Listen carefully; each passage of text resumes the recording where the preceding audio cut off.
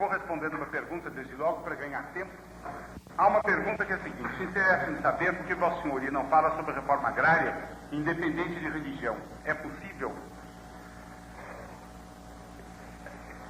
A essa pergunta eu devo responder o seguinte: a reforma agrária é, à primeira vista, um problema de caráter técnico. É um problema de produção. Mas quando se analisa um pouco melhor, a gente percebe que há uma porção de problemas de justiça que estão envolvidos na questão agrária e até questões de caridade. Quer dizer, é preciso saber até onde um homem é o corresponsável pelo destino de outro. Até onde um homem tem o direito e tem o dever de ir para defender os seus próprios direitos. Ora, quando se fala em direito, em dever, em justiça, em caridade, é a moral que está envolvida, que está implicada. E quando a moral está implicada, o assunto entra para o domínio da Igreja Católica, que por instituição divina é a única verdadeira Igreja de Nosso Senhor Jesus Cristo. Que ela seja a única verdadeira Igreja de Nosso Senhor Jesus Cristo é fato que eu creio com uma certeza maior do que qualquer outra certeza que possa haver em minha alma. De maneira que se o mundo inteiro pensasse de outra maneira, eu com toda convicção e toda tranquilidade ainda pensaria assim. E eu não conseguiria tratar de questões de reforma agrária em seu aspecto de justiça e de caridade sem as tratar de parte do ponto de vista religioso. Mas acontece que a reforma agrária é para ser feita para o Brasil. E o Brasil é um povo quase unanimemente católico, para o qual, portanto, os problemas dessa natureza são vistos debaixo do ângulo da doutrina católica. E nessas condições, uma reforma agrária que abstraísse do ponto de vista religioso poderia ser feita para qualquer outro povo, não porém para o povo brasileiro. O que tem como consequência, que é do ponto de vista religioso, que os aspectos morais da reforma agrária devem ser considerados. Uma outra relacionada com essa seguinte: o senhor baseou-se na desigualdade dos anjos para defender a desigualdade dos homens, mas eu não acredito em anjos. Qual o argumento concreto que o senhor pode apresentar para sustentar essa afirmativa? A realidade atual brasileira, certamente não a realidade atual brasileira, como nenhuma realidade atual de nenhum país. Não se trata de saber, não se trata de fundar o direito à desigualdade no aspecto que um país tenha nessa época ou naquela. Trata de se fundar na própria natureza humana, que é a mesma para todos os países. Eu mencionei os anjos como um argumento muito válido, mas colateral. O argumento essencial que eu apresentei é este fato evidente, até mesmo para quem não tem convicções religiosas. E que é que todos os homens são iguais enquanto homens, quer dizer, eles têm a mesma natureza, a mesma inteligência, a vontade, a sensibilidade, alma, corpo, mas que eles são desiguais em todos os seus acidentes. E que se as relações entre os homens quiserem tomar em consideração essa ordem natural, devem considerar os homens fundamentalmente iguais e ao mesmo tempo profundamente desiguais. Qualquer outra estrutura de relações sociais seria feita para eles que não fossem humanos. Seria uma estrutura de relações sociais inumana. A outra pergunta é: a Igreja não é infalível apenas nos assuntos religiosos? A palavra religiosos não está empregada aqui com precisão. A Igreja é infalível em matéria de fé e de costumes.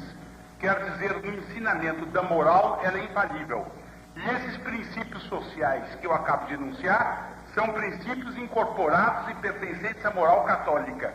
Nesta matéria, a Igreja tem autoridade para ensinar e, inclusive, para ensinar em grau infalível, de maneira infalível ex cátedra, se assim ela entender. Terceira pergunta: por que sempre que se fala em socialismo, toma-se essa palavra como sinônimo de comunismo?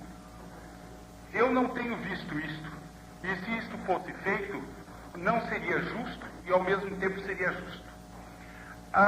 Os comunistas se intitulam socialistas, eles se dizem socialistas marxistas.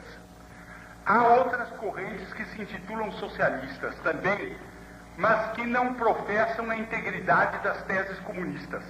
Elas desejam uma limitação do direito de propriedade e uma ampliação da esfera do Estado, sem querer eliminar inteiramente esse direito e sem querer, ao mesmo tempo, relevar o Estado a tudo.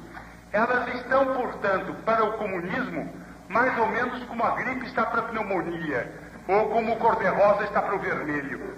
Os senhores me dirão, o senhor confunde uma gripe com a pneumonia? Eu digo não, mas eu digo que gripe mal tratada dá pneumonia, e que socialismo mal refutado conduz ao comunismo.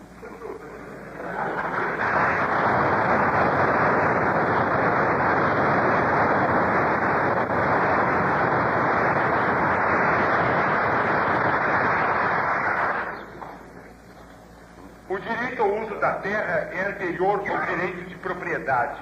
O que o ilustre conferencista nos diz a essas palavras? O direito ao uso da terra é de fato anterior ao direito de propriedade. Quer dizer, quando Deus criou a terra e criou o homem na terra, ele deu incumbência, ele criou a terra para todos os homens. Daí se deduz o fato de que qualquer sistema de repartição da terra que seja tal que uns não tenham nada e outros tenham muito, tenham demais, é um sistema injusto. E que é preciso caminhar para a reforma desse sistema de maneira que todos ganhem o suficiente. Assim, portanto, o direito ao uso da terra autoriza não uma reforma para dar terra a todo mundo, mas uma reforma, como eu tive a ocasião de explicar ontem à noite, e seria um pouco longo demais talvez desenvolver agora, porque eu tenho a consciência de que minha conferência foi um pouco longa, mas autoriza o fato de que se deve intervir para que todos os homens ganhem o suficiente para se manterem dignamente, manterem a sua família, manterem num valor proporcionado ao seu trabalho e poderem ter ainda um pecúlio para formar modestas economias. É preciso, portanto, absolutamente chegar a isso. Mas isso não quer dizer divisão de terras, e muito menos divisão sem justa e adequada indenização. Eu gostaria de dizer mais uma coisa.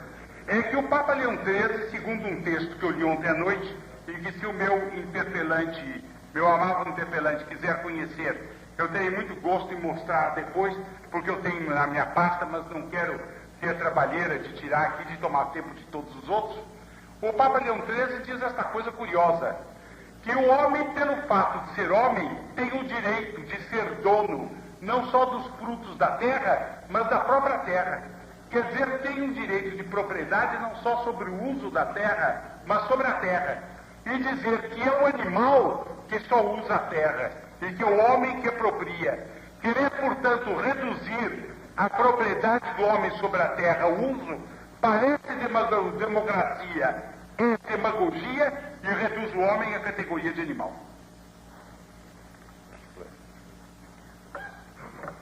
Existe diferença entre a concepção da igreja e a concepção socialista do capitalismo?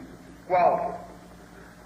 A diferença essencial, eu me desculpo também de dar apenas o traço essencial para não me tornar por demais longo, a diferença essencial entre a igreja, a doutrina da igreja e do socialismo consiste no seguinte: de acordo com a doutrina da igreja, o homem pode tornar-se dono da terra, dono do que colhe, dono do que planta, dono do lugar em que planta, dono do instrumento de produção que ele faz para plantar, e ele pode, porque ele se torna dono, ele pode convidar outros para trabalharem no lugar. E do produto do trabalho do operário, tirar uma parte que corresponde à terra, quer dizer, ao capital.